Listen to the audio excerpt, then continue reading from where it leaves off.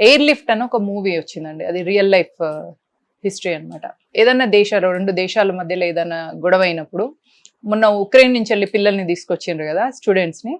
అట్లనే ఏదైనా దేశంలో గొడవ అయితే అక్కడున్న మన దేశ పౌరులను మన దేశం లిఫ్ట్ చేస్తుంది అనమాట. అంటే తీసుకొస్తుంది వితౌట్ ఎనీ పాస్పోర్ట్ వీసా అవన్నీ పక్కన పెట్టేసి, ఆడ మన సిటిజన్స్ అందరిగా ప్రూవ్ చేసుకుంటే చూపిస్తే చాలు, వాళ్ళను మనము ప్లేన్ లో తీసుకొచ్చేసి మన దేశంలో తీసుకొస్తాం.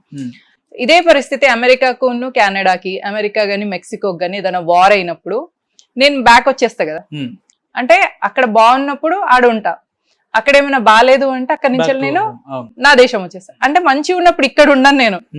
ఇది ఒక అవకాశవాదం లాగా అనిపించింది.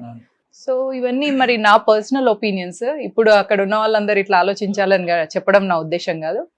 నాకు అట్లా అనిపించింది కాబట్టి నేను నా దేశంకి నేను ఏదైనా కాంట్రిబ్యూట్ చేయాలి తప్ప ఇక్కడ నుంచి ఏం తీసుకెళ్ళాలి అనే దానికంటే కూడా నేను ఏమేమి ఇవ్వగలను అని ఆలోచించి గ్రీన్ కార్డు, మా ఇల్లు, మంచి job, that in California cancel చేసుకురా అవన్నీ తీసుకొని వదిలేసి వచ్చేసిన. ధర్మం కోసం గ్రీన్ కార్డు లేదంటే అక్కడ స్థిరాస్తులు అన్ని కూడా. అంటే నేను వచ్చేటప్పుడు ఇంత ప్లానింగ్ చేసుకొని రాలేదు, బట్ నేను ఒక నెగటివ్ అవకాశవాదంగా జీవిస్తున్నాను అనిపించింది నాకు.